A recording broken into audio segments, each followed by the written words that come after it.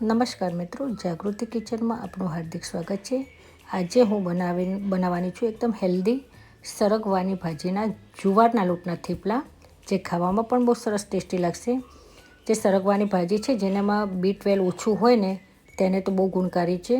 અને સરગવા જે ભાજીના પાન છે તેમાંથી તમે થેપલા, પછી હાંડવો, મુઠિયા, પછી ભજીયા બધું બનાવી શકો છો। તો જો મેં ધોઈને સાફ કરીને જ તૈયાર રાખેલી છે। તો આપણે પાનને આ રીતે સમારી દેવાના। પહેલાં ડાળીમાંથી આ રીતે જે છૂટા પડી જાય છે, પછી તેને આપણે આ રીતે ઝીણા ઝીણા સમારી દઈશું। ખાવામાં બધાને બહુ જ ગુણકારી છે ને ટેસ્ટમાં પણ એટલા સરસ લાગશે, તો ચોક્કસ ખાજો તમે બધા। હવે તેના થેપલા બનાવવા માટે મેં 2 ચમચી ઓઇલ લીધું છે, તમે ઘીનો પણ ઉપયોગ કરી શકો છો। હવે તેમાં વઘાર કરવા માટે અડધી ચમચી જેવું મેં અજમો લીધેલો છે। આ મેં લસણ, મરચાં અને આદુની પેસ્ટ લીધેલી છે। લાલ કલર એટલે લાગે છે કે મારી પાસે લાલ કલરના મરચાં હતા, તેના માટે। હવે તેની અંદર આપણે બીજો મસાલો એડ કરીશું। જે મેં 5-10 છે ને મીઠા લીમડાના પાન આવે છે ને તે પણ સવારીને અંદર લીધેલા છે, કે તેનો પણ ટેસ્ટ સરસ આવે છે।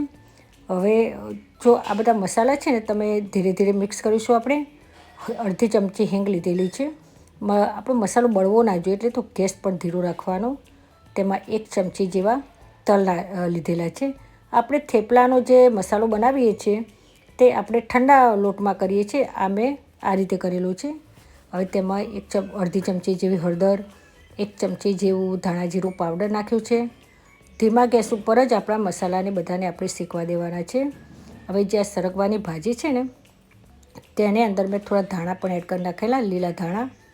હવે આ ભાજીને આપણે જે મસાલો આપણો થઈ ગયેલો છે એની અંદર નાખી દઈશું। અને આ ડ્રાય એટલા માટે લાગે છે કે એકદમ સુકાઈ ગયેલી, ડ્રાય થઈ ગયેલી છે। જો એકદમ સરસ રીતે આપણી ભાજી છે ને શોષાઈ ગઈ।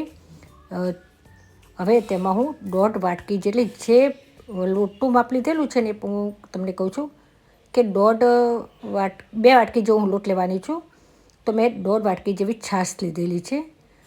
છાશને આપણે છાશ નાખ્યા પછી કન્ટિન્યુ હલાવી રાખવાનું, કે છાશ છે ને ફાટી ના જાય। આ રીતે થઈ જાય ત્યારે મેં 1 ચમચી જેવો ગોળ લીધો, કે છાશ અને ગોળનું બેલેન્સ કરીશું તો આપણા થેપલા બહુ સરસ લાગશે। હવે તેમાં 1 ચમચી મરચું, સ્વાદ પ્રમાણે મીઠું લઈશું, તેને પણ આપણે સરસ રીતે મિક્સ કરીશું। તમારે લાલ મરચું ના નાખવું હોય તો સ્કીપ કરી શકો છો, ગ્રીન મરચાંથી પણ સરસ બને છે। હવે જો આ રીતે ઉકળી જાય બધું પાણી, ત્યારે મેં આ જુવારનો લોટ લીધેલો છે। તે જુવારનો લોટ આપણે 2 વાટકી જેવો નાખવાનો છે। પહેલાં મેં 1 વાટકી લઈ અને વેલણથી આ રીતે સરસ રીતે મિક્સ કરી નાખીશું। ટોટલ 2 વાટકી લોટ નાખી અને જુઓ એનો ડો બનાવવા માટે મેં આ રીતે આવું થાય, આપણે આ રીતે થવું જોઈએ, વેલણથી હલાવવાનું, એકદમ કોરું પણ નહીં અને એકદમ ઢીલું ઢીલું પણ ના હોય એ રીતે। હવે આનું ઢાંકણ છે તો હું 20 મિનિટ સુધી ઢાંકી દઈશ।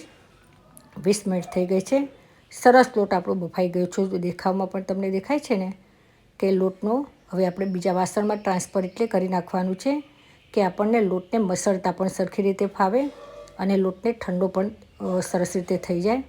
લોટ બીજામાં કાઢી અને હું હવે એને, ગરમ લાગે છે મને પણ, તો થોડો ગરમ હોય તો મસળીશું ને તો મસાલો કોઈ જગ્યાએ મિક્સ નહીં થયો હોય તે પણ સરસ રીતે મિક્સ થઈ જશે। તો આપણે જો રોટલીનો લોટ કે એવું પૂરીનો લોટ કોઈ બાંધતા હોય તો આપણે કેવું આ રીતે કરીએ છીએ ને એને મસળીએ છીએ, તો આને પણ આપણે મસળીશું તો એકદમ એનો ડો છે ને ચીકાશવાળો ને એકદમ સરસ થઈ જશે। જો પછી મેં હાથમાં તેલ લીધું કે જે ચોંટી ના જાય આપણા હાથમાં, કે અને જો તમે જુઓ છો ને આપણો જે થેપલાનો લોટ આપણે રેગ્યુલર બાંધીએ છીએ ને એ ટાઈપનો સરસ ચીકણો અને સરસ લોટ બંધાઈ ગયો છે આપણે। હવે આપણે ભાખરીનો હોય ને એ ટાઈપનું જ, હવે તેનું એક નાનું ગુલ્લું લઈશું, જે આપણે થેપલા વણવાના છે તેના માટે, અને સરસ નાનું ગુલ્લું બનાવી દીધું છે। હવે અટામણ લેવાની છું, તે પણ જુવારના લોટનું જ લીધેલું છે મેં। હવે આ પાટલી વેલણ લઈ પાટલી ઉપર આપણે એને ઉપર વજન નહીં આપવાનું, અને આ ધીરે રહીને આપણે વણીશું। જો વજન આપીશું તો ચોંટી જશે। આ રીતે ધીમે ધીમે આપણે વણીશું તો સરસ રીતે વણી જાય છે, નથી ફાટતા કે નથી ચોંટતા, જો તમને દેખાય છે ને। અને એની થિકનેસ પણ મેં બહુ જાડી નથી રાખી, એકદમ પતલી થિકનેસ, કે જલ્દી પણ ચડી જાય. મેં આપણી રેગ્યુલર જે આપણે રોટલી માટે તવી યુઝ કરીએ છીએ તે જ તવી લીધેલી છે, તે ગરમ કરી દીધી છે. હવે એક સાઈડથી ચડી જશે તો આપણે એને ફેરવી દઈશું. અને જે ગેસની ફ્લેમ છે ને એ આપણે મીડિયમ એકદમ સ્લો પણ નથી રાખવાની, એકદમ ફાસ્ટ પણ નથી રાખવાની. હવે હું તેને શેકવાની છું ઘીથી. જે આપણે તેલ કોઈ ઓઇલ પણ નાખી શકો છો, ઘી પણ નાખી શકો છો. જો બીજી સાઈડ પણ જો એકદમ સરસ બ્રાઉન કલરના આપણા થેપલા બનીને તૈયાર છે. જો મિત્રો, હવે આ રીતે અમે થેપલા બનાવી દીધા છે. હવે તેને તમે દહીં સાથે પણ ખાઈ શકો, ચા સાથે ખાઈ શકો, ગ્રીન ચટણી સાથે પણ ખાઈ શકો છો.